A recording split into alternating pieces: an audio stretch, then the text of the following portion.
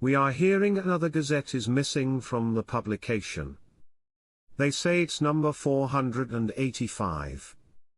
They say it was completed but it is not published publicly yet.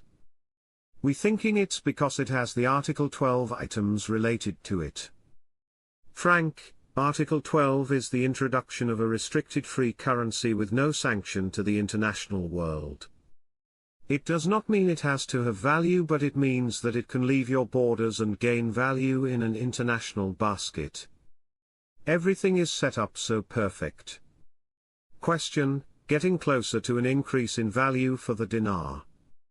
Caperoni, next year will be interesting since they plan to end the currency auctions.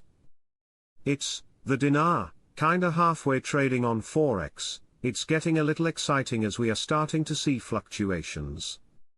First step is to lift sanctions. But now that it's in place, the value could jump quickly. They are laying the groundwork. Hasn't been exposed to us quite yet.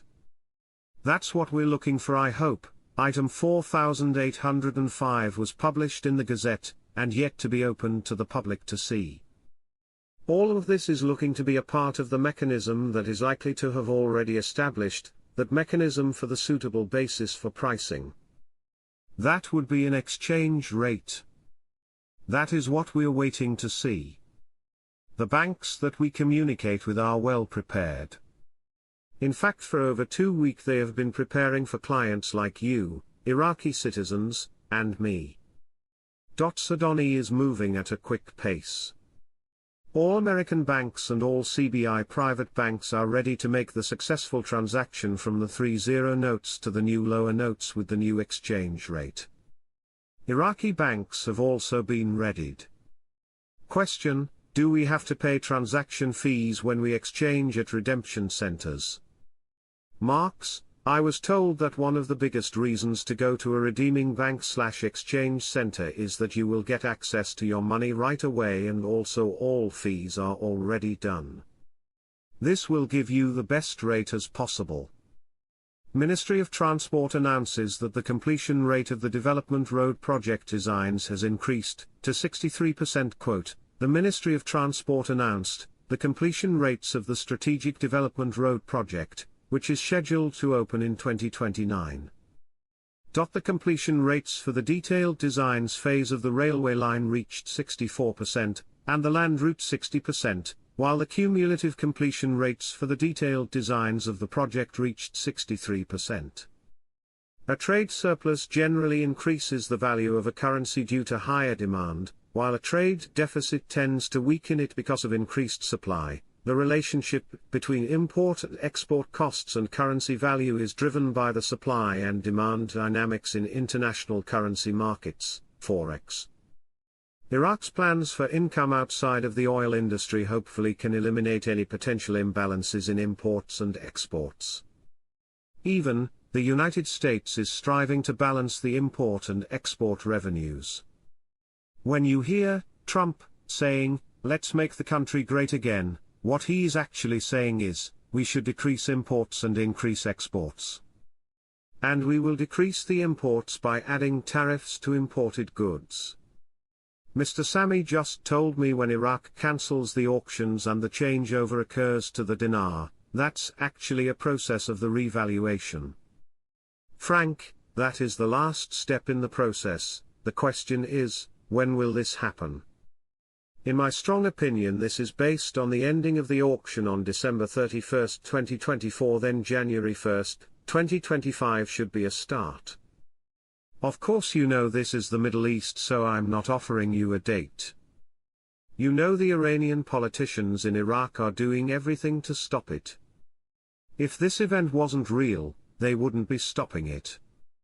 Our economy and banks in 2025, this is an ongoing theme in Iraq. We saw similar articles right before Kuwait revalued their currency. Iraq is in a phenomenal position compared to the rest of the world. I understand why Jamie Dimon called Iraq the economic savior of the world. My bank represents the CBI. It represents my boss Donny. We will give you hundreds of these private bank sites that will represent the CBI. They are not going to be hard to find. You will see them all over in many different areas, especially close to banks. Tomorrow, the opening of the electronic passport system in American cities of Los Angeles and Detroit. What's that mean? We have some big populations of Iraqis in those communities. On the 16th they're going to allow you to get a passport electronically. There's going to be a lot of Iraqis that have Iraqi dinar just like we do. When that purchasing power comes, they're going to have purchasing power. That's why Sudani and others have been hoping they could repatriate those people, to help that money they have come back home and invest. The electronic passport system, in coordination with the Ministry of Foreign Affairs, is a big deal. Is there any coincidences? I don't think so. There are no coincidences. Question: is this our week mark? Marks: there is an excellent chance that it is. Hopefully I will have an update by this evening. Something is going to change because they are looking at changed rates on contracts and what they will be getting paid and how. I do know for certain there have been negotiations over a new rate. So rate is about to change, or they would not have negotiated it. There are some pretty excited people in Iraq. The Iraqi government confirmed, today, Tuesday, December 17, 2024, the prominent and influential role of the private sector in supporting industrial projects, while indicating that it has issued many decisions to support this sector. The Prime Minister's media office said in a statement that within the framework of government efforts aimed at supporting industrial projects, in a way that contributes to achieving sustainable development, strengthening the national economy and increasing job opportunities, Prime Minister Mohammed Shia al-Sudani issued a directive to form a joint committee from the relevant authorities, which was responsible for preparing mechanisms for lending to industrial projects, and the necessary controls to determine the amounts of reservation and extinction of the guarantees provided for those loans.